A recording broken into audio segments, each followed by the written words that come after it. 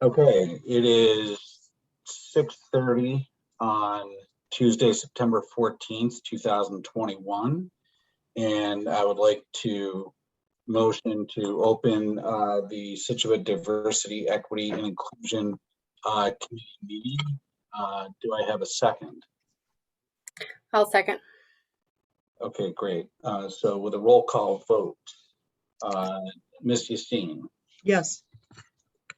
Mr. Six Tiger, Yes. Ms. Swope, Yes. Vice Chair Gray, Yes. Ms. Risha, Yes. and I am a yes. And Natasha is absent, but she is going to join, so we can amend the minutes on that. Okay, great. All right, so via Governor Baker's declaration of a public health emergency and the related emergency executive order dated March 12, 2020, that has been extended until April 22nd, 2022, the town of Scituate public meetings, we do have the option to meet remotely until further notice, hence we are meeting remotely. This meeting will be recorded by Scituate Community Television and can be viewed live on Scituate Community Television Facebook Live. The recorded meeting will be available the following day on Comcast Channel 9 and YouTube's Scituate Community Television. Okay, let me go through our safe space and norms. This is a safe space for people of color and for all underrepresented people and communities. Any comments that are inappropriate or have an animus in racism or bias will not be allowed. We will turn off sound if your comments are offensive to the meeting. Again, this is a safe space where people can bring up challenges and questions without fear of repercussion or hostility. Take the learning, but leave the story so that people feel comfortable sharing their experiences. Assume best intentions. All participants are embarking on this journey at different starting points. Please listen, read, and be kind. Use respectful language and ask if you are unsure. We do have the capacity as administrators to remove anyone with inappropriate content or acting inappropriately. Okay, so let's get to it. Welcome, Jamil. Jamil, I'm sorry, what happened? What happened to what? I was trying to fool you. I didn't, want you to think it was my younger brother or something like that. I cut it off every year. It'll be back in a couple months. I grow it back every year. Cut it off and grow it back every year. Okay. It would take you about 6 years to grow that, but anyways. All right. Sorry. But kind of caught me off guard there. All right. Let's get to Ms. Yastine, as always. Excellent job with the minutes. Any commentary on the minutes from the August 17th, 2021 meeting? I have a comment already from Celia. She has corrected my when the discussion in the DPW, instead of owned businesses, it's women and minority owned business enterprises is the correct way of referring to businesses like this, which is W/MBEs. And so then again, there's two references to that. So to correct that nomenclature, and I will do that and amend the minutes. Any other corrections that you would like to submit? I did not have any. Okay. So can you move to accept the minutes as amended, Tom, then? Exactly. So I will motion to accept the minutes. Do a second. Second. Okay. So roll call vote. Ms. Hussein, Yes. Mr. Six Tiger. Mr. Six Tiger on the minutes. We'll come back to him. Ms. Gray, Yes. Ms. Risha, Yes. Ms. Swope. Yes. I am a yes. And Mr. Six Tiger on the minutes. Okay, he is a yes. You have a hand sign there. Okay, that works. All right. I'm not sure if we have any public comments. There's one. Okay, if members of the public do zoom in and raise their hand, we can address any public comments. Okay, so time for our liaison reports. Jamil, as always, thank you for attending. How has the school year been so far? So it started off, I would say, in a very strong, actually, and it's good to reconnect with folks here, and I'm looking forward to all that we're going to do this year. I got to read the notes from the minutes. So again, great job on the minutes. They're always detailed and appreciated. So good job on the minutes. Today, I'm fresh off the heels of doing 2 installations of what is called This Is Our House. And these are assemblies that affirm our connection to each other and that affirm that we should take care of each other, and also accentuates our basis of the foundation of being in lit, love, inclusion, and trust. And furthermore, highlighting our pledge that all of the schools have absorbed and have posted in the schools. So it's been really energetic, involved, and just received really well today. We did, I say we because it's myself and there's a DJ that works with me. And well, I'll say a little more about him at some other point, but we were at Cushing this morning, and then we did Jenkins this afternoon. And then tomorrow we'll do Gates, and then the high schools all will be in the pack.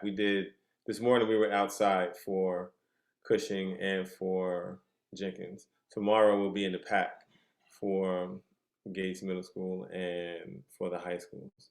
And then on Thursday, got my fingers crossed that the weather works out. We'll be outside again for Hatherley and Wampatuck. So it's really been powerful and great. The reception has been awesome, and the students have been fantastic. And the students were involved. Student voice is a component of it. So students were speaking, as well as creating art as inspired by the event itself. And so today we had incredible pieces of art that were made by students who were just absorbing all the energy from the event. And I know that Jenkins is going to use some of that this evening I think they have expectations night this evening. And Cushing is going to do something special with them as well. The other thing is next week we'll begin my, tenure, where respectively I'm at each school 1 day per week.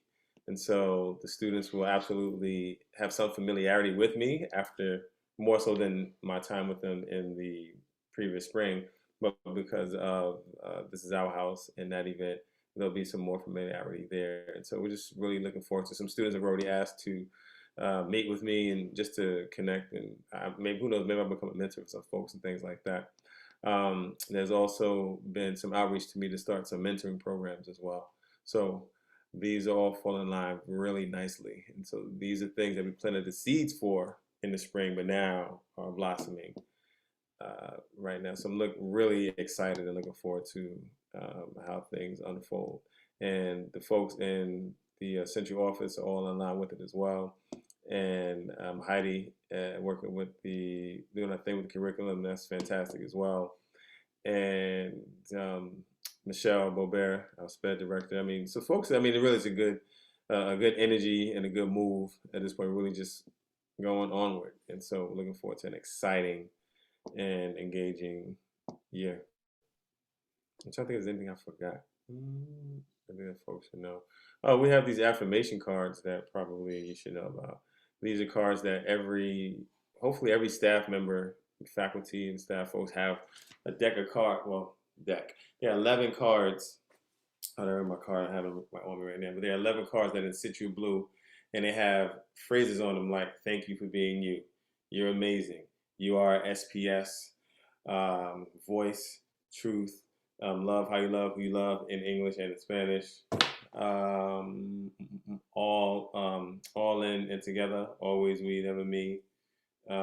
Kindness and smiles. I feel like I'm forgetting a card in there, but what happens is, and on the back of it has the lit logo, but the energy behind it is to, at any given point in time, someone may give a card to a colleague or to a student, and then they absorb it, appreciate it, and then that person holds on to the card for however long they will, but then they may pass it on to somebody else as well. The back of the card with the lit logo actually has a white backdrop, and so if you want to write a little note on the back of it, you can do that as well. So those began to be shown today and utilized. So that's something I think folks should know about. Excellent. Mhm. So this is our House Assembly tomorrow. Are you doing Gates and the high school together at the same time, or two separate assemblies? No, that's separate. So Gates would be at 8:15 a.m. So we'll be here. We'll be in around 6:30. Well, today we did Cushing at well, that was at 9:15. But yeah, so we'll do Gates at 8:15 till 9 because they're about 45 minutes in length, and then there'll be a little break there, and the 9th and 10th grades will come in at 9:30, and then the 11th and 12th grades will come at 10:30. And the reason why they got broke up is so that we can provide a seat in between each student inside the pack, so that we can respect COVID guidance and just safety at the end of the day. In fact, for Gates, we're doing one there every Wednesday for the rest of this month. So 6th grade is tomorrow, the 7th grade is next Wednesday, and then 8th grade is the Wednesday after that. Okay, cool. Mm. So I can quiz my high schoolers tomorrow when they get home from school. Oh, absolutely. I will. Trust me. And hopefully they have a great time and share positive Sure they will. vibes and energy. Okay, that's great. Oh, the Freedom Team. Let's tell you about that. So I met with the chief. Yeah, we were gonna get to that. Oh, Go. okay. So you want me to No, hold no, it? let's go. Yeah. Okay. So the chief and I and Jim Bordeaux met. Today is, what's today? Tuesday? Yeah. So it was yesterday. We met yesterday just to recap on where we were, because the chief is in, Jim Bordeaux is in, and so now what we're doing now is the chief is going to reach out to. There's I want to say a pastor, someone, a clergy person that he's going to reach out to be representative on the Freedom Team, represent that piece. That's just someone who's connected to all the different faiths that we have in the community. And then Jim is going to reach out to a lawyer to serve their role, being a lawyer. And there are 2 students from the high school that are going to be contact as well, see if they want to be a part of the Freedom Team. And at that point, I think we may be ready to go. So probably in about, I guess, 2 or 3 weeks, we may get going. There's some parents that reached out to me that wanted to be on either the Freedom Team, or also, here's another thing, or the LIT Parental Advisory Group. And so there'll be some parents that'll be on the Freedom Team, and also folks on the Parental Advisory Group. I'm getting the Parental Advisory Group together as well. Any of you are more than welcome to be involved in either of those. If you want, just let me know. And so I can do that. Oh, thanks for someone said I said the name wrong. So sorry, Bordeaux. Sorry about that. Thanks for the the catch. Somebody texted me, hey, say the name this way. So yes, Bordeaux. Sorry about that. So those are some updates with the Freedom Team and with the Parental Advisory Group. Any questions from the committee for Jamil? I have one, but I'm gonna wait. No.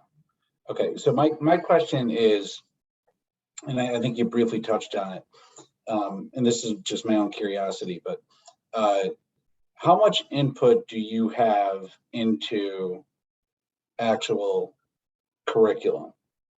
And I'm just being candid, just following what's going on throughout the country. Bigger issues in other areas than the Northeast and New England, but everybody wants to villainize CRT, and that's the big bugaboo in the corner of the room that people want to say, okay, well, people are infiltrating our curriculum. What is your stance on that? Not to put you on the spot, but I'm just curious if you guys talk about it.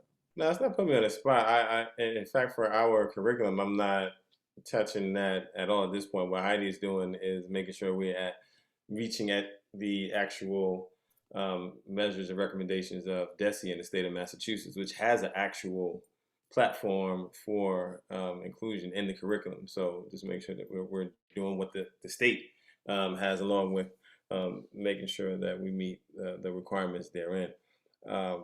So that's where that is in that regard. All these other pieces are important pieces that also attribute to our culture in the town, in the community, and within our school system. And so they'll, be helpful to accentuate how we connect with each other. Thank you for that. Mm-hmm. Anything else? Sorry. Go. I just thought of two more things I should share with folks. It's a lot of things that happen. I've created a lit line, which is a phone number that folks can call. And when you call it, there'll be an piece of information or quote somehow connected to love, inclusion, and trust. And then you just hang up. And so that's it, really, at the end of the day. You just call it, you get the message, and then you hang up. And that's it. And so there'll be a new message every week. And I'll do it if nobody else does. I mean, it's an open invitation. Maybe some folks here may want to be involved. Maybe some student groups may want to do the message one week. Maybe some teachers may want to do the message other weeks. One idea that someone shared is that, maybe some point in some classes, folks may say, let's talk about what's on the lit line this week or something like that. So those are just some possible ideas, but I can share the number with folks. I put it in the chat so that folks have that. And soon to follow will be a lit podcast. And I would love to have folks from this committee as part of the podcast as well. I have it established already. I just haven't done the first episode. So I believe that's all the updates I have right now. But yeah, so there's a lot that is happening. And we're doing this together.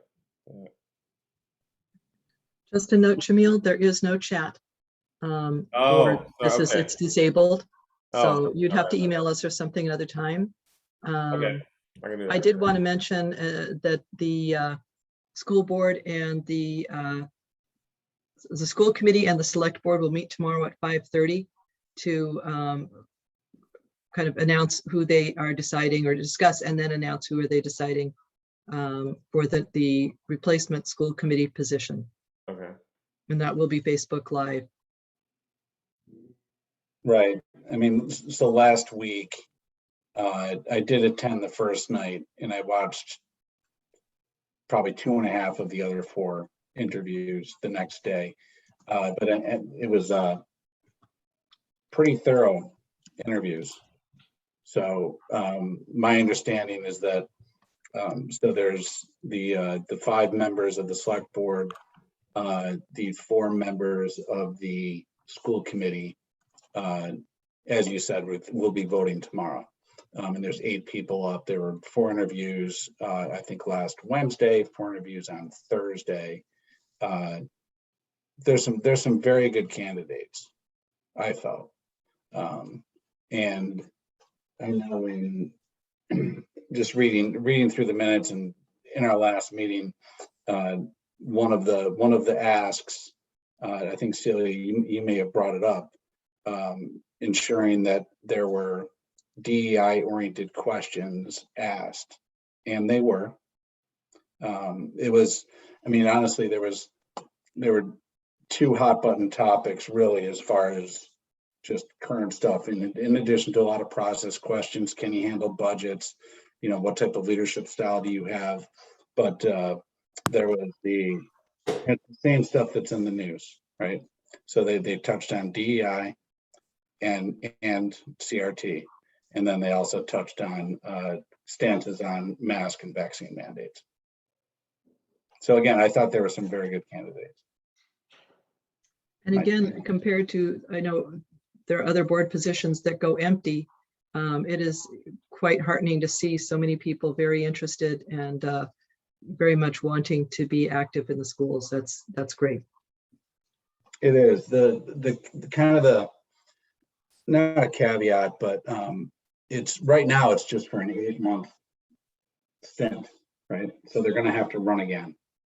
And then there's also going to be, so I believe there's going to be 2 open spots in, what is it, September? So May is probably when the vote is. So come next, we'll see people holding signs in the Rotary again. Let's just leave it at that. Natasha, did you have a question? Welcome, by the way. Or were you just saying hi? No, yeah, no. Sorry I was late. I was at the Jenkins expectation meet. But Jamil, I was just wondering 2 things. First, the Freedom team, did you reach out to any of the Scituate clergy to be a part of that? That's what the chief is doing that. Oh, yes. Oh, okay. Yeah, the chief is reaching out. I think some people from St. Mary's and maybe someone from the UUA church or something like that. I think he actually reached out to me as well. So, but the chief is doing the outreach. Great. Yeah, we didn't meet because it was a summer, so I just wasn't sure where everyone was at. And also then just like I know there's the separation of school and state, school and church and state, but with the lit line, is that something that maybe the clergy could help out with if we didn't have it religiously themed? But just absolutely. Okay. I mean, I'll throw that out to them at our next meeting. Yeah, don't be concerned at all. Absolutely, they can. Okay. We can work together on that. I hope to. I want us to. Okay, I'll throw that out to them then. Thank you. Thank you. Okay. Anything else for Jamil? That was a lot. That's great. Sorry about that. No, don't be sorry. It's fantastic. I love it. Again, Ruth, not to put you on the spot, I know Stride doesn't meet in the summer. Are there any pertinent updates as far as upcoming events or? Not a lot right now. I know they are in planning for next year. There's still the summer learning list is still posted. And this is a really wide range of resources. There's podcasts and movies, and of course, some of them are about inequities and injustices, but also, books of joy and wonder and achievement from historically marginalized communities. So that is still up as the main page, scituatestride.org. The calendar also has information about upcoming events in Scituate and surrounding communities. I was noting some things from the Hingham Unity Council have been posted. So it's just, again, just a good place to look for updated things that you might be interested in checking out. And I'll let you know once they are starting meetings and what those are going to be. Great, thanks. I don't have, once I realized that Maura Curran wasn't going to be able to attend tonight, I should have asked over email if there's been any progress with filling our additional committee slot. Does anyone have anything on that?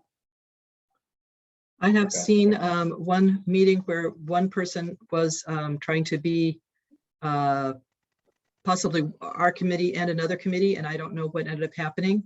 I've looked at committee meeting notes from the select board and have not seen any voting for our committee. So that was the only one person I had seen who had applied. I saw that some people who were going to speak at the last committee meeting did not speak or were not there. So maybe there's other people who wish to, but have not yet spoken at a select board meeting. So it's not as though they're breaking down our doors at the moment. So If you know people, please let them know. I'm assuming that this is still open, that they'll keep it open until they find somebody who is appropriate. And again, I wish more were here, because I'd like to have somebody who really wants to be on this committee rather than, oh, I'd like to do something nice and I could do like 3 or 4 different things. I'd really like people to have a passion for this work if they wish to be on this committee. Okay. Yeah, I would just say, I think the interviews are still ongoing. I know of some folks planning to interview next Tuesday, so I don't think the Good. process is done yet. But there are folks out there who want to be on the committee, so. Good. All right. Anything else for liaison reports? Otherwise, we'll keep moving. Okay. Update from working groups. And some of this will segue into me putting the project lists and opportunities and in-flight projects and so forth, which I'll share in a few minutes. But let's start with, can we start with the Scituate Police Department meeting, which I sadly could not attend? You want to? Ruth and I attended. I had to leave a little early because I had was helping my daughter with pickup, but I thought it was a great initial meeting. I thought Chief Thompson and Lieutenant O'Shea gave us a lot of information. We have a folder, and he answered the questions in advance. But obviously, once you started talking, I think we could have stayed for a couple of hours, and discussed a lot of things in detail. Did you? I was going to ask you. I think it was about 3.5 hours. Did you really? I did. Yeah. So I really went through all of it. And so, I mean, I'll be typing up the notes from what the meetings that we had, and it's not going to be verbatim. It's going to be more the takeaways of what we ended up discussing. I have to commend both Chief Thompson and Lieutenant O'Shea, because they came with a file of stuff to hand us. Bob was there also. And it was, again, they took our questions, answered them, and gave supporting backup documentation for a lot of what we were asking for. So part of this week has been me going through some of those documents just to get a better understanding. I feel good. I think we asked a lot of very good questions, because a lot of what we're asking are the things that are impacting police today. Some takeaways. The police department's policies and procedures are primarily determined by the state.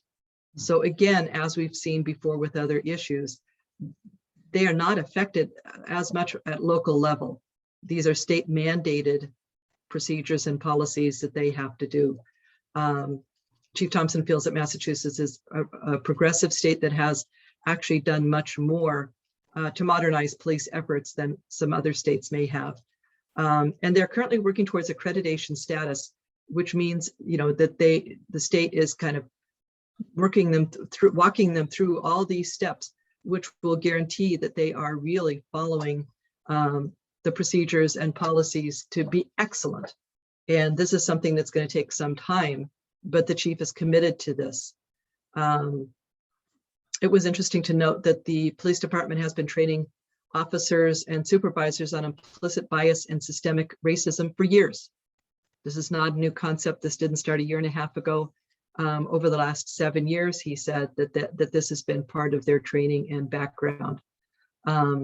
They do review incidents by race and gender, and the chief reviews that information on a regular basis to see that it is in line with, what our community is. And this is by department as well as by officer, to make sure that things are, they're not worrying trends. So I think some of the things that we were concerned about are already very much in play. The police department has been affected, or will be affected, by this JEALE, Justice, Equity, and Accountability in Law Enforcement, which is an awesome thing. Justice, accountability, and equity. I mean, this is what we're looking for. Some of it's still being worked out. Some of the things that are happening, though, are not being seen as very helpful to what we were interested in, which is lowering the barriers for minority people or marginalized groups to be able to become police officers. Instead, they're upping the training, which makes sense. If you want to have a better, more professional police department, is to make sure everybody has the training, but that doesn't allow people to come in on a part-time basis, which had allowed us to kind of check out people for summertime, see if they liked what being a police officer was, see if our police department liked them, kind of let things kind of get moving, as well as fill the roles of the extra police that we require over the summertime months. And that's going to go away because all police people will need to have the full training. So that's going to cause a challenge. And you can see how it was meant to be a help, but there's going to have to be some creative problem solving there. Ruth, is that a state program? Yep. Okay. Is it Absolutely. national? Is it national or just Mass? No, Massachusetts state, signed by the governor, probably about 5-6 months ago. And a lot of it is develop plans to da-da-da-da. So a lot of it is still, they are developing things now that are going to be rolled out over however long it'll take them to roll it all out. I mean, it's basically, it's police reform. Yeah. So, but again, that was a big takeaway is one of the things they obviously want to do is make sure that all officers are fully trained before they're out on the streets. But one of the advantages, one thing that the state has always done previously is they had what was called an intermittent police academy. So someone could go through the police academy 6 months, and it's not the full police academy that all full-time officers will do, but many sort of aspiring officers may be able to go through that 6-month intermittent academy, and then we can bring them on to work with us almost as sort of per diem, intermittent or seasonal summer help. There was one individual, for instance, that we hired over the summer, an African-American officer who ended up being great, but ultimately they're doing away with that option, and all officers will have to do in essence is the full police academy. So where it had been served as almost like a sort of feeder for us, and it was really effective. We got to know them well. They got to know the town before they decided to sort of formally apply for full-time positions. The state's doing away with that. And you understand why they may want to do that, to make sure that they have fully trained officers. But, particularly when we talk about our efforts to try to recruit a broader sort of, pool of applicants, it's somewhat detrimental to that. So that was disappointing. I get the goal, or we get the goal of intent, but it was disappointing to hear that they'll be doing away with that. But is it law, Ruth, do you know, or is it still, are those rules and regulations being written? No. It wasn't entirely settled, correct? I mean, that was my memory, Ruth, but it seemed to be absolutely. I mean, there's lots of things from the GEALE Act, which is still being developed, but I think this new piece is a development that they now need to follow. Yeah. And again, what can they do about that? I think is going to be a follow-up question that we will have. Are there other creative ways to get other help within the town? I think everybody is going to be scrambling again, as he mentioned, is that we have a lot more resources, and there's going to be small towns that are going to be, he says they're going to be closing their doors with some of the requirements that are coming online because they will not be able to fund them. So funding is going to be a big issue with some of these new requirements as well. Right. I want to make sure I note that both Chief and Lieutenant O'Shea's comments echo the comments that the working group had about Board of Health, Social Services, facts, how important that this whole area is for their cooperation with the police department, that they work hand in hand, that the police department is not just about crimes, it's about problem solving. And they spend a lot of time interacting with the social services. There's also South Shore Peer Recovery and the Plymouth Hub, which is the Plymouth County Outreach for Behavioral Services. So these are 24-hour resources that are available to them. And Erica, the social worker, even has office hours at the police department 2 days a week, just so that police officers can confer with her on issues that they see and what would be the best way to follow up on them. So I think that was one of the things that they said, if they could get more of, it would be more social worker, because this is such a valuable and important part of what they do. The referrals to Erica really help a lot of people's lives. Are they, how do I put this?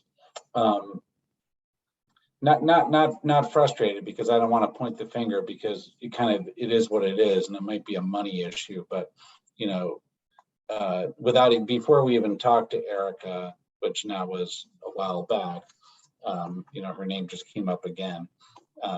Sounds like they would love to have more Ericas. They would. That's exactly what I asked, and that's exactly what they said. Mhm. And so I think that they are very well aware that it is always a money issue. So again, this is one of the things that we were warned as we took this position when they were talking about this committee, is that we can advise anything we want, but if it costs money, there is no guarantee. But this, I think, would definitely be one of the recommendations, as far as having a police force that is able to serve the needs of the community. It's not always the police officer's role. It is oftentimes the support persons as a follow-up to make sure that the community member gets the help that that person needs. Ruth, did you ask any follow-up questions about, like, would it, within the police budget that's already existing, would it be beneficial, instead of hiring another officer, for them to hire a social worker? I don't think that Yes. they can hire a social worker. Oh, they can only It's a hire different department. police officers. But Yes. they couldn't, okay. No. I was saying the police department could hire no. Okay. Now, Nope. this is a somewhat related question. Is there an identified community officer within the Scituate Police Force? There is a civil rights officer. That was one of our questions. And if that's what you mean, there's also a school officer who's changing at the moment. And I forget who the new person is going to be. I wrote that in my notes, but I can't tell you right now. But I think they were also, the follow-up on our civil rights officer question was that the civil rights officer receives more training, but supervisory officers also receive that extra training. So I think there's training overall that everybody gets that will help them deal with civil rights issues.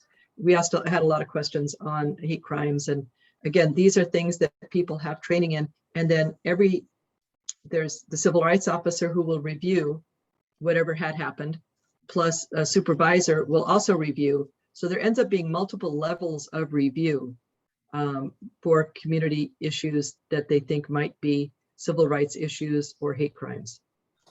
Angela or Bob, anything else to add to that? Right, and then in addition, yeah, particularly regarding civil rights issues, but the other significant training they've done is in terms of substance abuse. And this is something Anne Marie Galvin through FACTS was able to secure a grant to send a number of their officers to be trained, advanced training in identifying and addressing substance abuse issues. Because, you know, as you would, assume, I think the vast majority of the issues that they address are somehow directly or indirectly related to substance abuse issues. So, so that's another area I think that the Scituate Police Department in particular is relatively progressive. And they work really closely with Anne Marie and social peer recovery. And Erica as well also deals with substance abuse issues with them. So it's another area where I feel like they've attempted to address the underlying social issues as opposed to just, locking someone up and filing a charge. So. And they kept saying that this police force is not the police force you saw, 10, 20 years ago. The way they are trained and the way they look at issues has changed dramatically.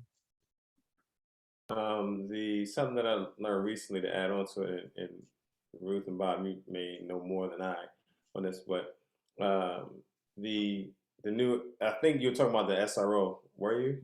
Ruth, the new school resource officer? His name is Nick. And Right, he's- Nick Sherry.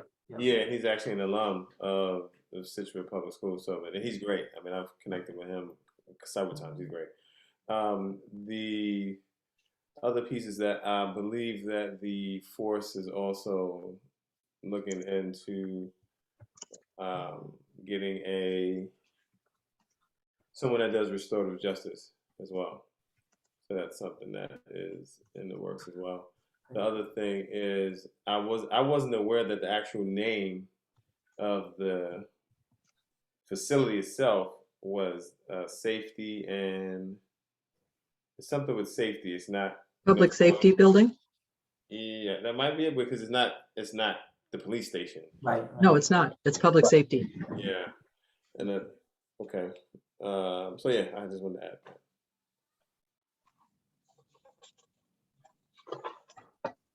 Yeah, I mean, Natasha, I think you asked about follow-up questions.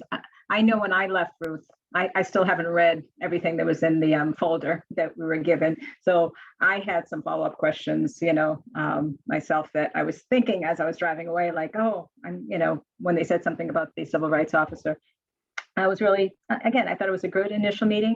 I think we will have additional follow-up questions. And I look forward to working with them because I felt that they were open to listening to us. It was nice to see Mandy, Lieutenant O'Shea. I think, we're going to, do some good things working with them. Do you think there'll be an opportunity for young folks from the community to connect with them in conversation as well, or is that something we need to create? We talked at length about sort of community engagement and how to do that better. So I think that's sort of an area where ultimately we may look to make some recommendations. And the one when the few examples that sort of came out when we were talking about like where the police department has engaged with the community, the chief was explaining to us that often as a result of issues, so if something happens in a particular neighborhood or community, they create I think is it called SPAN? Is that what it's I forget what that acronym stands for, but so it's often in response to a situation, they engage with the community, they begin to develop relationships. And so it has been a great tool for them, even though it's coming out of something that's relatively negative in nature. And so we had a long conversation about how we could sort of expand upon the community's ability to sort of, to initiate those types of groups or conversations. And so, and I think, and it doesn't have to be a geographic community. I think it could be, young adults or, anything, whether it's people of color or whatever it may be. But yeah, so I think they're very open to that, and I think that they're potentially looking for some feedback from us in terms of like how they can do that better. That was the point, is that they would love feedback as far as what people would like to see. We talked about them using Facebook more. And by the way, I had never liked Scituate Police on Facebook either. Go out and like Scituate Police on Facebook, and now you'll start getting their stuff because they are posting. They are doing a thing with at Gates with basketball, and they had a really good message out about that they posted on maybe Scituate Connect or something on safe driving with schools getting back in. So they are trying to use the different social media to try to get information out and community outreach. And post-COVID, they certainly plan to do more. The issue, COVID has really put a slowdown on a lot of things. One other thing to think about recommending, I don't think they do National Night Out. I don't know if anyone here is familiar with that.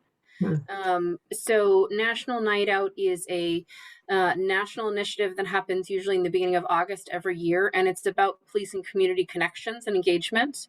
So the idea is that it's a proactive opportunity to get to know your local police officers and have an opportunity for a positive interaction.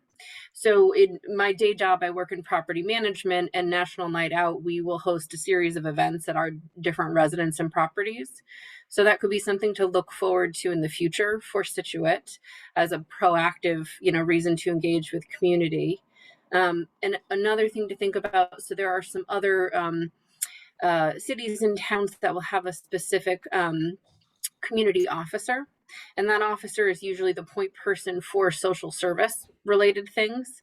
So they have an additional level of training, expertise. They work very closely with, the social services, et cetera, at different towns. So usually there'll be one or two officers, depending on, larger community that, my resident service coordinators might have a connection with as they're trying to support someone who's going through a mental health crisis, for example. So I wonder if that might be a way to have additional, social service bandwidth within the Scituate Police to specifically have a community officer. Perhaps they could have additional training and just additional capacity for some of that, substance use, mental health, et cetera. So that would be separate and distinct from the civil rights officer. That would be my understanding. I don't know everything that the civil rights officer entails. That sounds like it's more of an after action review, the civil rights officer, if I'm accurate. This would be, and this is, again, we use community officers very frequently in my work as someone to, this is not when you're calling 911, but this is more, I'd like to give you a heads up, or I want to brainstorm a challenge that we're having within the community. And often it's around social service issues.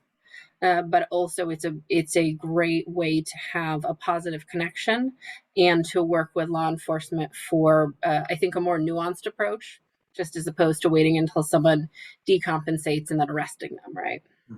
Are they an actual police officer? Yes. And so my other question was, are they an actual social worker?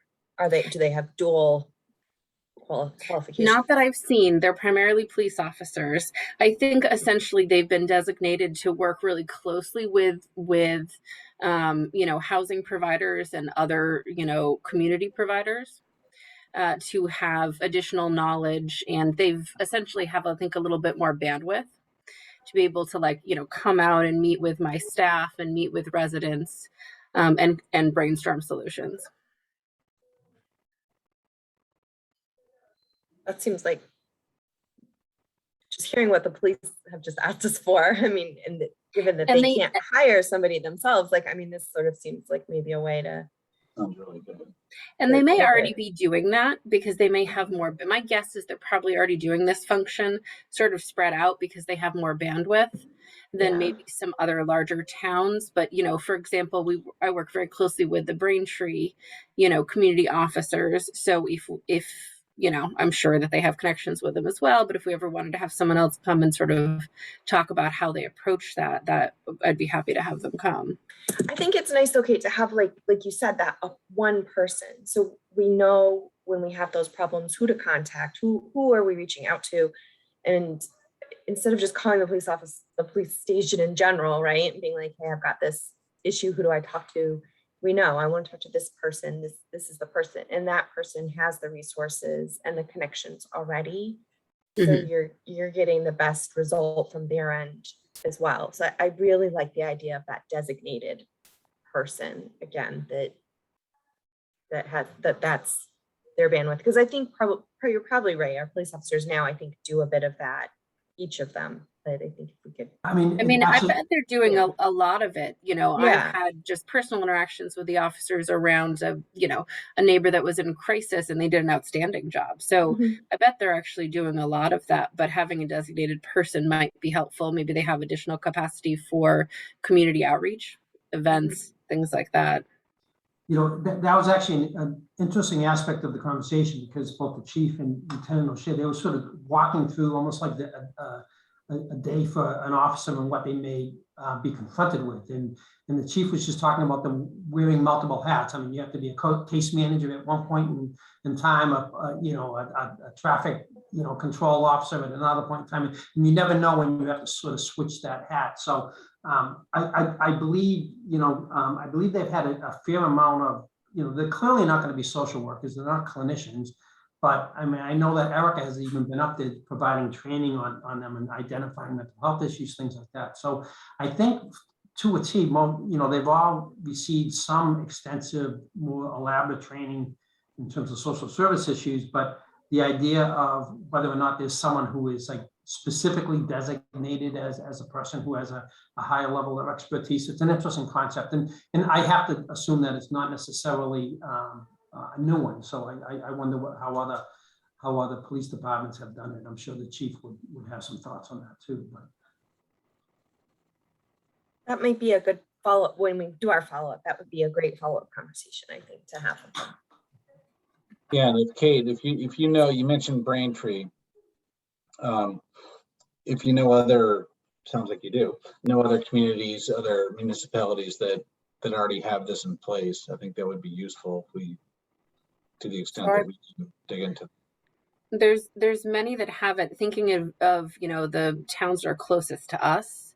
I know the Braintree Community Officer, Hanover, and then we work with many community officers in Boston, but we could probably start with some on the South Shore.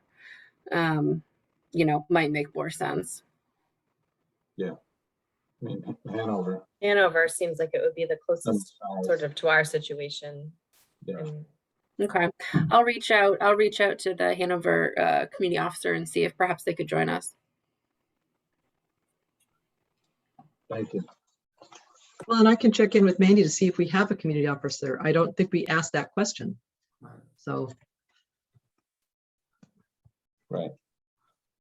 Because I know she was saying that she works extensively with Erica Soros. So I don't really know if she could be our community officer. I don't know. I don't think we use that term.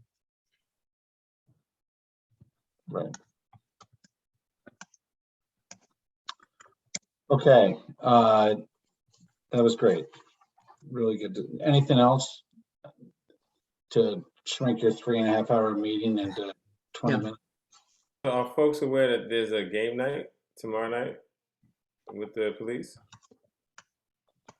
I am not.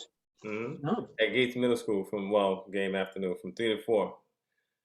Folks invited to the gym from 3 to 4 to work out and play games with members of the Scituate Police Department. Right, now that I'd seen on Facebook, so that was awesome. Mm-hmm. All right, great. So just making sure folks know about that. That is awesome.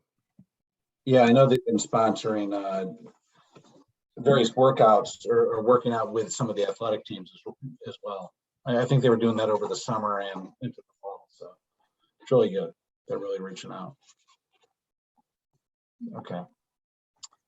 Anything else on the SPD? All right. I know there are other working groups, but I'm going to suggest that we jump into the spreadsheet because I've got line items for DPW and then the other working group, Board of Health, if that's okay. So give me a sec.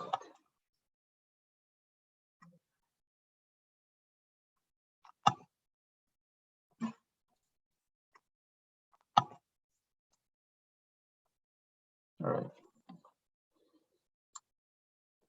Can everybody see that?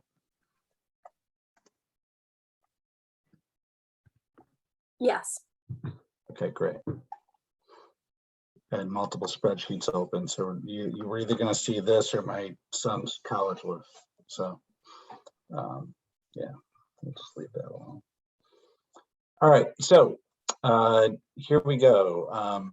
We spent a lot of time on this last meeting, but I think it was needed because there was a lot of cleanup, which I tried to capture everything.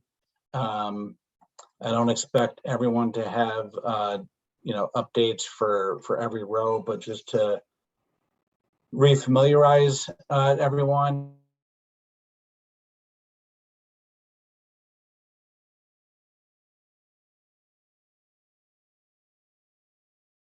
Formats.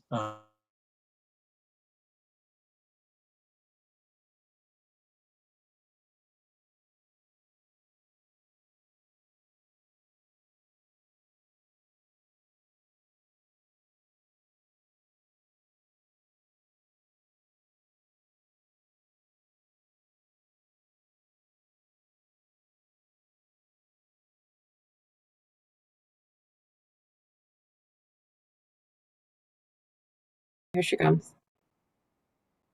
Okay, we're Okay, back. we're back. Okay, good. All right, bear with me one sec.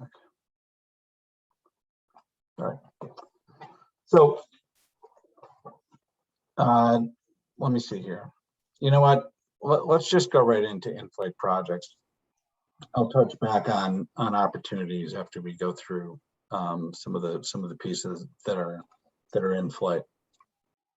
So, and I know, and I'm not calling her out because she's not on the meeting, because we all love Maura. Maura's not here today, and I know that she did have some action items. It's okay. So, gender neutral bathrooms. Do we have an update there? We do. So we have met, Maura was not able to join us in the meeting. However, Bob and Kevin, who is the head of facilities, we met to review all of the 17 buildings, to review options for single-use gender neutral bathrooms and to come up with a plan. So what we have is, of the 17 buildings, 12 actually have single stall bathrooms that really only need signage. So that's a huge, I think that is a huge success right there. So we have some options for signage. I can show that to you all in just a moment. But essentially for those 12, we really just need to decide which sign we're going to go with, order it, and put it up. There are one or two where the single stall bathroom is not, I don't think it's right by the other bathroom. So we might want to think about additional signage to sort of let someone know where that's located. And for the library, that single stall gender neutral bathroom is in a location that is often behind lock and key. Not always. So that key would be, we would have a sign sort of at that door, just letting them know that folks can go to the front desk to request the key. Then we have 2 locations where we are looking for cost estimates around work that would be completed. So those 2 locations are the Harbor Master's office. There's a small unused non-operational shower room that could perhaps be adapted into a single stall gender neutral bathroom. It's currently being used for storage but has plumbing, so we're going to get some estimates on what the cost would be to convert that. And we're also looking for a cost estimate for the Harbor Community Building.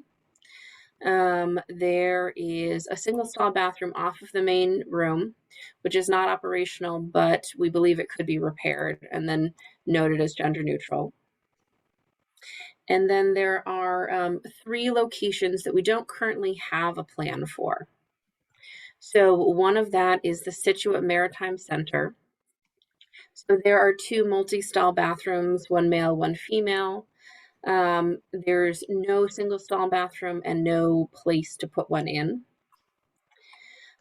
So we don't currently have a solution for that location. We talked tentatively about the men's room, I guess, has 2 urinals and 1 toilet. So we could perhaps make that single use. However, we might have some problems with the occupancy code because you need a certain number of restrooms per the occupancy limit, and the standing occupancy limit for that facility is 100 folks.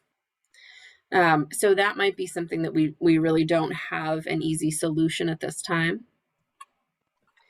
The other location that we're not sure about is the fire station at Hummerock. That's under construction right now, and Maura is going to confirm what the configuration of that looks like. And then Widow's Walk golf course does not have a single stall, so it's currently under renovation. The new design has 2 separate multi-stall, 1 men and 1 women's bathroom. So we're not sure if there is an option there as well. Bob, what did I miss? I think that was pretty thorough. I have nothing to add. That was great, Kate. All right. So as it relates to signs, we could just do a sneak preview if it's helpful for the group. let me see if I'm able to share. Tom, would it be okay if I share my screen? Yeah, sure. Tom, you have to stop sharing for her to share. Okay, I can do that. I might be able to grab hold. Okay. Can everyone see the Excel spreadsheet? Yeah. Okay. So just playing around with some possible ideas for signage. And as you can see, there's some that I have aligned through. So in conversations with a number of colleagues, the hope is, and actually I loved this, the idea is really to focus on the function of the room as opposed to who's in there, right? It's a restroom. We do a picture of a potty. Who knew we'd be talking so much about potties? So, and which is funny, but I think is actually a great idea. There are many rooms that you use where you're focused on the function of the room as opposed to who's in it. And everyone's restroom at home is a single use, gender neutral restroom, right? So a couple options for ADA accessible restrooms, which we are also looking into how many are or can be made ADA accessible. This might be a possibility. Gender neutral restroom, I think, is great. They're an all gender restroom in English and Spanish with Braille underneath. Also, we talked a lot about just the image of a toilet. And the word gender neutral, the idea is that, again, this focuses on the function and also has an image for, young children or for folks that don't read in English.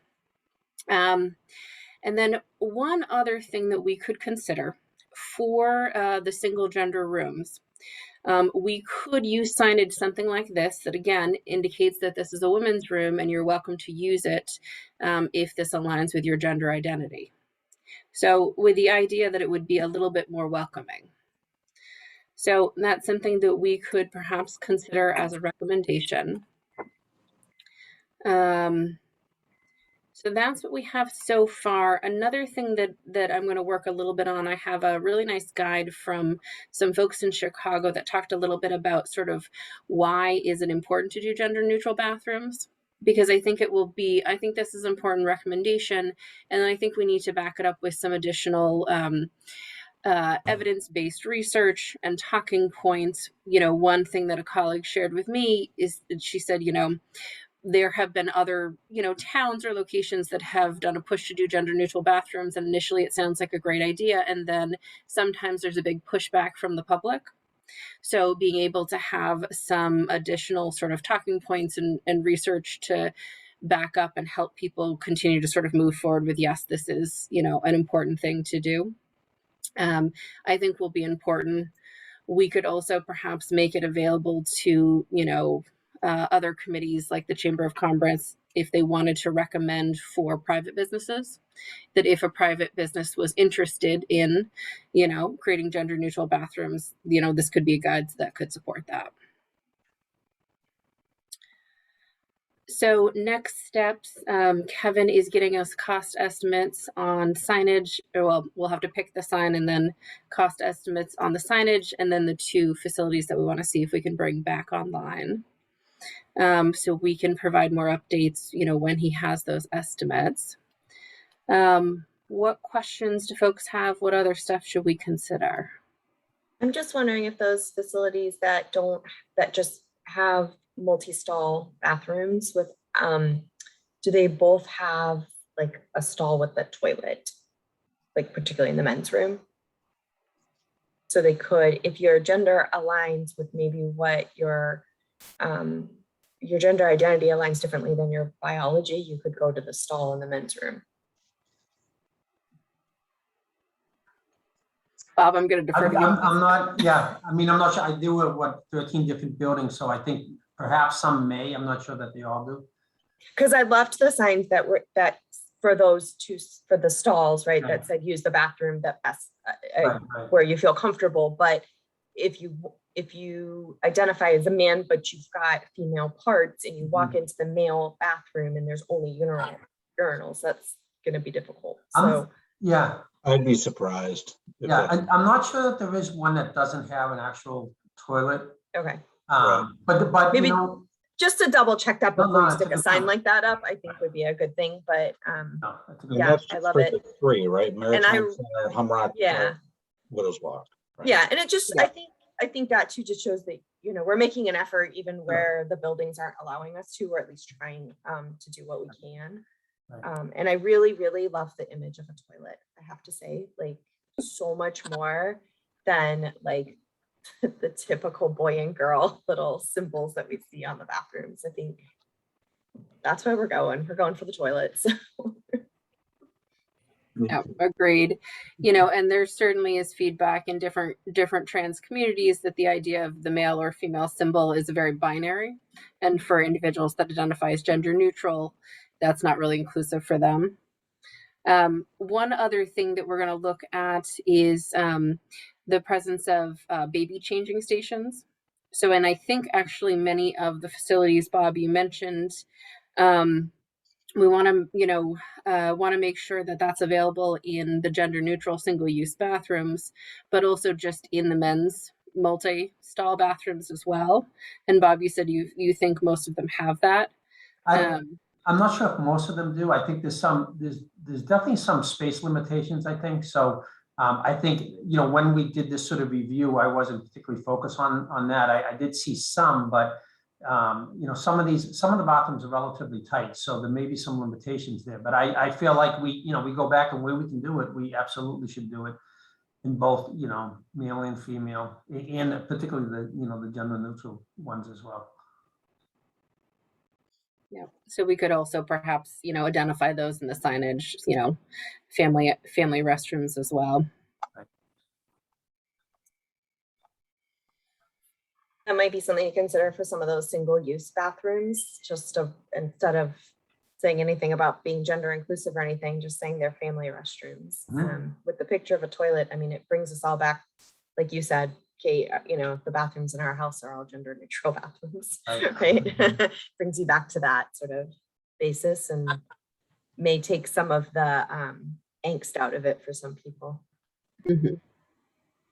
I do agree, Kate, though, about that language you said that exists just for the public to get behind this and support it. I just remember the ballot initiative that tried to repeal all of this, and the dialogue got very nasty very quickly, especially when we started talking about families and intersectionality.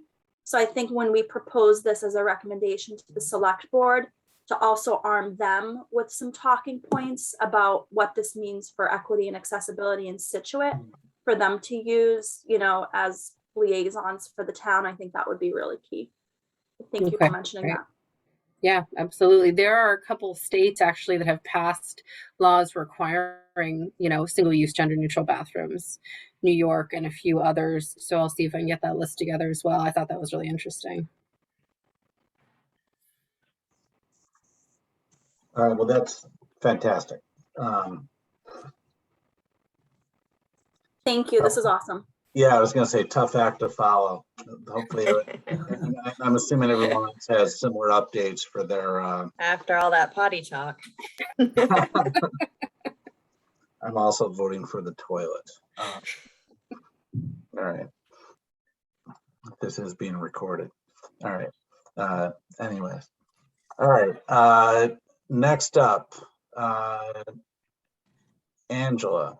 So, just off of last meeting, I know you had mentioned you had recruited some like-minded individuals. Do we have any updates for Cabo Verde? Yeah. Mara put me in touch with some folks, and I've been exchanging emails with the chairs of both the current sister cities, and they've been wonderful and very excited to hear that Scituate wants to establish a sister city in Cabo Verde. So we do have a meeting. We have a meeting set up to meet in person at the library on Friday. So I know, Tom, you want to be on this work on this project with me. I know I haven't given you much notice, but we're going to meet. What time? Yeah. 1 o'clock. And again, I don't think this will be our one and only meeting, but it at least is, a good, chance to meet with them in person and ask questions and get an idea of what they do and how it all works. So I'm excited to meet with these women on Friday. And if you can join us, Tom, that would be great. I can. I have 1 hour. Okay. At 1 o'clock and it's open. Yeah. I'll follow up with you offline. Okay. Okay, awesome. Thank you. All right, great. Let's keep moving then. I don't have an update here. I'm not sure if it came up in your Scituate Police Department meeting. This is the after I saw the racist graffiti scribbled all over the Scituate Basketball Association shed at the outdoor court. I had mentioned that it might be a good idea to install security cameras. I haven't seen a repeat of that. I actually took a drive by there today on my way home from the boat. And there's just normal graffiti on it. It's not pretty, but it's not as horrifying as I saw before. But anyways, now that I think, we've got the dialogue with the police department and Lieutenant O'Shea, is going to start attending our meetings. I'm really looking forward to that. I had already put a note in here that I didn't have a current update, and I'm going to discuss it with Lieutenant O'Shea. Yes, Missy Seen. Have you talked to, because it's on school grounds, so that would be school department money. So that would be something that they would need to want to have and want to pay for. No matter what the police department thinks, if it's a great idea, or they can say that, but then it would be school department funds, I believe, that would be needed. And again, it's always good to talk to the police. Maybe there's some sort of grant that would be available, but that would need to be coordinated with both school and police then. Sorry, my connection is going downhill. Can you guys hear me? Yeah, we hear you great. I hear you great. I'm just saying you need to check in with schools as well. Because they're the ones who have the money.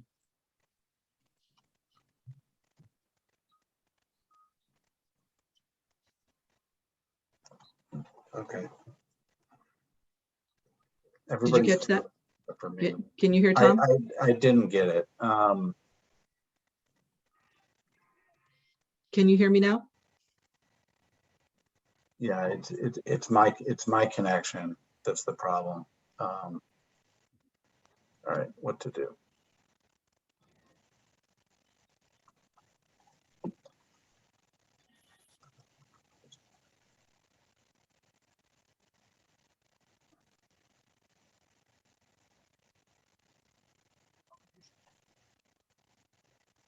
I think you might be frozen.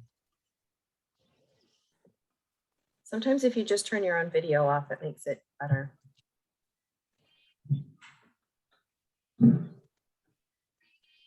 Unfortunately, he may not be able to hear us say that. Yeah, I know. Oh, Angela, I think you're just going to have it pitched to you unexpectedly. We'll give him more time. Yeah, I think that's what he's going to do. Maybe shut down and start up again.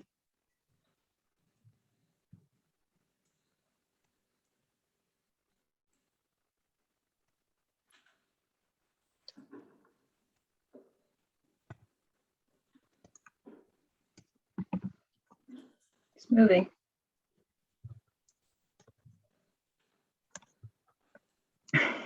We can see you, Tom. Can you hear us? You're on mute. All right, I think I'm back. Okay. Can you hear me now? Yes. My only suggestion, which seems awkward to say it now 3 times, is that because you're talking about schools, you'll need to discuss it with the schools. The police might have input, maybe they know a grant, but this, I believe, would be school department money that would be used on school department grounds. I think you're right. Yeah. So, and again, always good to involve the Scituate Police Department, but this would be a school initiative. Okay. But you're thinking more broadly than just that one place overall, right, Tom? In the larger picture than just school grounds. So while this example is a school board situation, it might still behoove you to go to the police and have a larger conversation about other public spaces that perhaps are town property that would fall under their jurisdiction to have some surveillance cameras up for. Yeah, I mean, I Sort of a joint effort in this case. Yeah, I think it makes sense to have a couple of different conversations, certainly. I'm probably not sharing my screen anymore, right? Right, All right, should be back up. it's back. Mhm. All right. I believe I got a text from Celia. I think she had to drop. Is she no longer on? I know that she was going to have some childcare challenges tonight, so I'm not entirely surprised. Okay. Yep. All right. So I know Celia was kind of running with this, and she was going to share a draft tonight. Does anyone else have any input on safe space norms being utilized in all town meetings? Yeah, we're not ready to share the draft yet. We want to also look at our current safe space norms that we're using. Sure. I think Ruth, wanted to go over that. And I agree that perhaps we could improve ours and run it by the committee to see if it, if it's the best that it can be. But once we do that and we finalize, I'm working on a specific draft or a sample that we can give to the select board rather than they creating their own. I think they would appreciate giving them at least a template to use. Yeah. Okay. So more to come on that. Okay, great.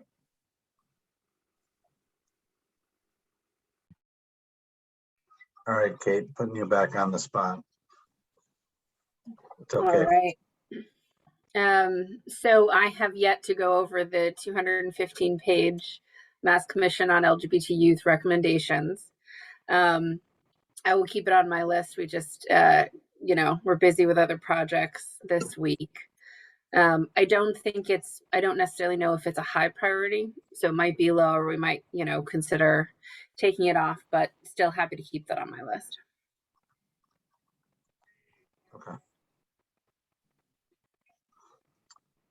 All right, well, let's keep going. So police department, obviously you had a great update earlier in the meeting. It sounds like there's, the potential for a number of recommendations to hear the update. So does it make, so my gut says, let's wait for the notes, continue review of the paperwork and so forth that they've furnished, which I will take you up on, Ruth, to grab it from you. Yep. If and when you're ready, and then it'll develop into recommendations that we'll put in here, or inflate projects and so forth. I have those documents in an email format, so I can send them all to you in an email if that's probably easier, Ruth, than. That'd be awesome, Bob. Yeah, okay, so I'll send those to you, Tom. Thank you. All right, great. All right, anything else we need to discuss there? No. Okay. DPW, and I know that we had our first update in our last meeting off the heels of that meeting. The only thing that's happened since then is that we finished our notes. We have sent them to DPW for them to look them over. I have not heard a thing from DPW. Bob, I'm assuming you haven't either. We received something this evening, actually, so we had some feedback. Oh, I haven't seen it. Okay. Yeah, so Because I gave them till Friday or so to respond before we then started just using whatever we had. So I have not checked that. And again, hopefully an update for you next, and hopefully for the committee I would like us to start making our, pull together recommendations from our small work group during this month, and then be able to put it in front of the committee before we have our meeting, so that people can look over what we've recommended and see what they would want to add. Makes sense. Okay. All right. And the last on this list is, so my only note here is that we need a follow-up meeting, and I'll take that. We have not had a follow-up meeting. I have had a couple of conversations with Anne Marie, just because I do see her socially, and she knows that we want to schedule a follow-up from the initial meeting. The initial meeting I believe it was only an hour, so we need to schedule more time. Compare notes with, I think, the Scituate Police Department meeting, get a better handle on how Erica is used and so forth. Anne Marie's group facts, even South Shore peer recovery, which came up a couple of times when you were given the update on the Scituate Police Department meeting. So there's still quite a bit to do there. Okay. And quickly on opportunities, which we discussed last time. So some of this stuff I'm just kind of leaving out here for right now. The Diversity Cultural Center, I just wrote a note, if deemed a priority, an SDIC member would need to hook up with Andrew Goodrich. He is apparently leading this to ensure that relevant DEI priorities are included. Had a great update from Jamil. You can see his name's all over this, on the Freedom Team tonight. It's fantastic.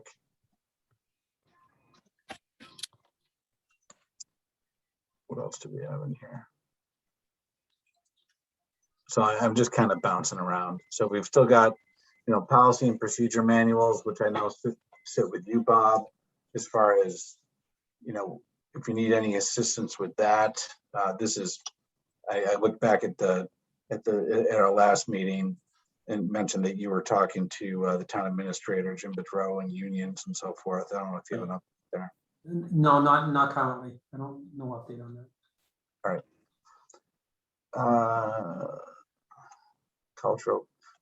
Cultural Council, I think I mentioned, I think I put a note in here. Yeah, Cultural Council is going to be most likely on our next list. We talked in our last meeting, which town department or committees would be kind of next on our list. And we talked about the Recreation Department, the Cultural Council, and the library were the three that were discussed. Don't have much more of an update other than that piece. And then the last two, so Indigenous Peoples Day, and Jim brought up the Scituate Town Seal in our last meeting. I do have a brief update on both. I've talked to people associated with, again, Stride and the First Parish Universalist Unitarian Church. There is a small group of people who are discussing both, and will get back to us. We'll see what they're proposing, and they would like to use it on their own. They have been in discussion with the, I'm going to say it wrong, UIANE, which is an organization run by Indigenous peoples who give advice on how to do these things. So I'll let you know once they have started getting things put together. Would they then be utilizing our committee to take things to the select board? Is that? That's what they would like. I think, again, they would like to just, for the land acknowledgement. I think they're developing one that they would like to see people use in a variety of ways. And I think that one of their suggestions, for instance, is like using a land acknowledgement at town meeting. So I think that they'll come to us with some recommendations of how they'd like to see these things used within town. They plan to, I think people from the UU Church want to use it for their own uses, but you know, what could be made broader? So not yet developed. Okay. Okay, great. And if there are people who are interested in being involved in these efforts, please feel free to contact. It's hard to say me because online people can't necessarily find me, but if you can, that's fine. Scituate Stride. Okay, again, Scituate Stride has their web page or on Facebook, and you would always be able to contact them. And through them, you'd be able to reach the people who are active in this discussion. Ruth, do you know if they plan to have something in before this year's Indigenous Peoples Day? Not possible. Okay. No. I figured it wasn't at this point, but I was just. I'd be very surprised. looking at the pace of how things move, it'd be, but I don't know if they'll have something initial that they use, but I mean, it can't be something that we present to the select board. Right. I was thinking it would be really rushed if that was the case. Yes. So, No, okay. I don't think so. Okay. All right, great.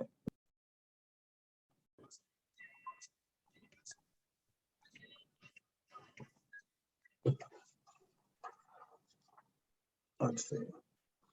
I think that exhausts our review of the workbook for tonight. Does anyone have any other updates that they would like me to make? You can always send me stuff offline, but it sounds like we've certainly have more things in flight than we've had. I mean, given that we're just coming off the summer too, right? So there's a number of things in flight that I think very soon. I don't know how you guys feel about.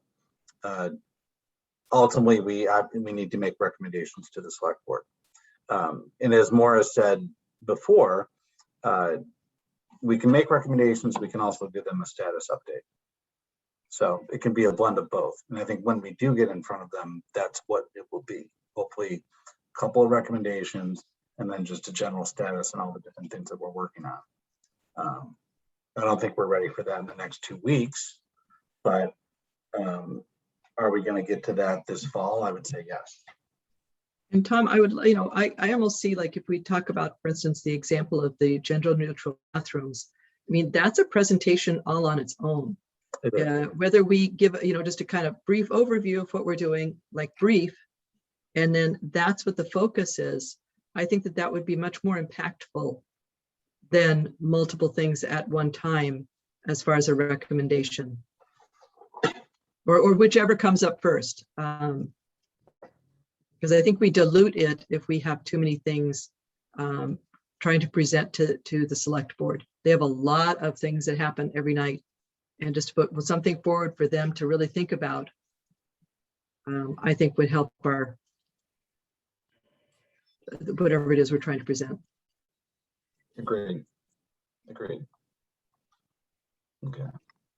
So,